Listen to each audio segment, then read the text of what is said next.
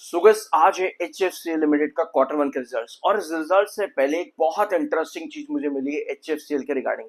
All दो company का quarter one के रिजल्ट से क्या पॉसिबिलिटीज है, इसका प्री एनालिसिस मेरे चैनल पर ऑलरेडी अवेलेबल है, आप जाकर के देख सकते हो।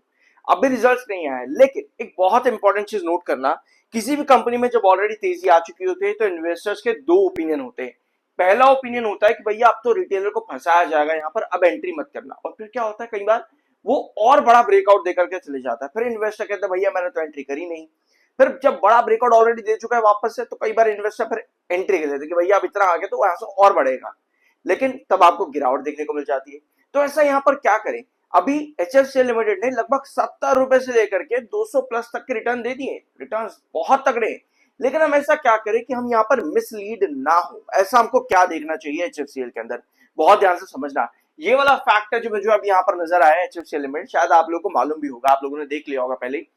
जून होल्डिंग यहाँ पर आ चुकी है एचएफसीएल की, जहां पर आपको नजर आ रहा है कि 7.08% से आपके एफआईआईज की होल्डिंग 15.74% पर आई, यानी कि डबल से भी ज्यादा एफआईआईज ने खरीदारी करी 1 अप्रैल से लेकर के 30 जून के बीच में। ध्यान से सुनना, ये पूरा टाइम पीरियड 1 अप्रैल से लेकर 30 जून के बीच में एफआईआईज ने अपनी होल्डिंग यहां पर डबल से ज्यादा करी। डीआईज ने क्या किया, 8.57 से 10.92% पे कर दिया। और पब्लिक ने क्या किया, भैया बेच करके चले जाओ, यहां से कुछ भी नहीं रखा, बेच करके चले जाते हैं। 56% से 45% पर पब्लिक चले गई। अब एज एन इन्वेस्टर एक चीज और ध्यान में हमारी होनी चाहिए कि भैया हम मार्केट में हर कंपनी की तरफ से नजर रख नहीं सकते।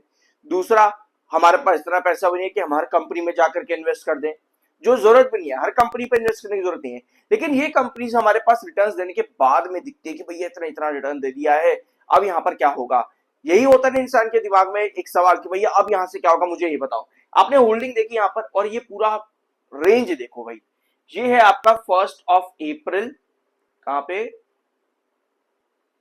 यहां पर 72 रुपीज 47 रुपीज का प्राइस था 1 अप्रैल को, और 30 जून को आपका जो प्राइस था इसके अंदर वो था लगभग 30 जून को 212 रुपए पे।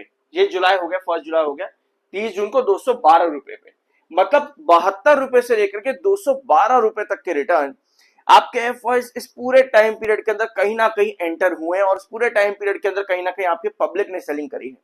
अभी इस समय क्या कर रहा है आपका एचएफसीएल लिमिटेड, एक हायर रेंज पर कंसोलिडेट कर रहा है। अब हमारे दिमाग में यही सवाल है कि भैया यहाँ से बढ़ेगा कि नहीं बढ़ेगा, मुझे ये बताओ जल्दी, कितना रिटर्न दे सकता है, क्या पॉसिबिलिटी, और बड़ा क्यों, पहले तो मुझको ये भी बताओ। आपको एक बात और नजर आएगी कि भैया कंपनी ने पहले काम बहुत बुरा किया, कुछ है ही नहीं, कुछ भी नहीं है कंपनी के बिजनेस में यार, कुछ भी नहीं है। 2025 जून आ गया, सितंबर 2025 का आगे कुछ भी नहीं नजर आ रहा। लेकिन जब आप थोड़ा आगे जाते हो आपको ये दो क्वार्टर नजर आते हैं, दिसंबर और मार्च का क्वार्टर, रेवेन्यू 1200 और 1800 करोड़। ये मेजर मुद्दा नहीं है रेवेन्यू बढ़ा, मेजर मुद्दा ये है कि भैया ग्रोथ बढ़ा।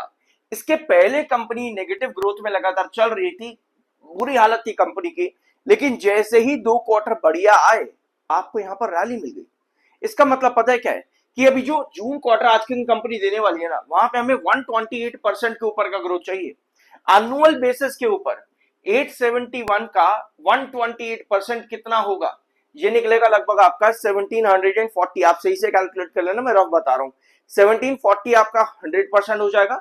और अगर आप इसका 28 निकालोगे तो कितना निकलेगा, लगभग 2040 के आसपास, 2040 करोड़ के आसपास लगभग निकलेगा। तो भैया आज मुझे यहाँ पे 2040 प्लस रेवेन्यू चाहिए, 2040 प्लस करोड़ का। प्रॉफिट्स पर आते हैं यहाँ पे, तो हमें 319% का ग्रोथ चाहिए प्रॉफिट्स में।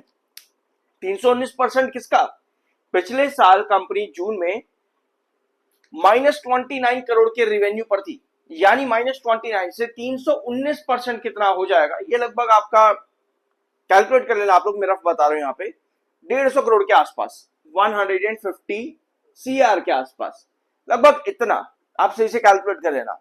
मतलब जो चीजें हमको चाहिए अगर ये कंपनी देती है, तो जो यहां पर अभी आपको अपर साइडवेज मिल रहा है वो आपको और अच्छा देखने को मिल सकता है। तो अल्टीमेटली किसी भी कंपनी में जब आप देखते हो आपको ऑलरेडी रैलीज मिल चुकी हैं, तो वहां पर हम किस तरह से और किस चीजों पर नजर रखें, यहां देखना बहुत जरूरी है, ग्रोथ के ऊपर की कंपनी कैसा काम कर पाएगी यहाँ पे। अब ये एक पॉइंट है, साथ में कंपनी ने जो बिजनेस को लेकर के अपडेट्स दी इस पूरे टाइम पीरियड के अंदर, इस पूरी रैली के टाइम पीरियड के अंदर, उसको भी आपको देखना है कि कंपनी उसको फेड अवे ना कर दे। वो बिजनेस रेगुलरिटीज भी हमको यहाँ पर चाहिए। बिजनेस रेगुलरिटीज के साथ में कंपनी का क्वार्टर रिजल्ट्स भी बढ़ना चाहिए, यहाँ पे ओपीएम परसेंटेज भी अच्छा आना चाहिए। तो आज जैसे कंपनी के Q1 के रिजल्ट्स अनाउंस होंगे, हम डेफिनेटली एक वीडियो उसका लेंगे। तब तक के लिए सब्सक्राइब करना। I am an certified. मिलता अगले वीडियो में।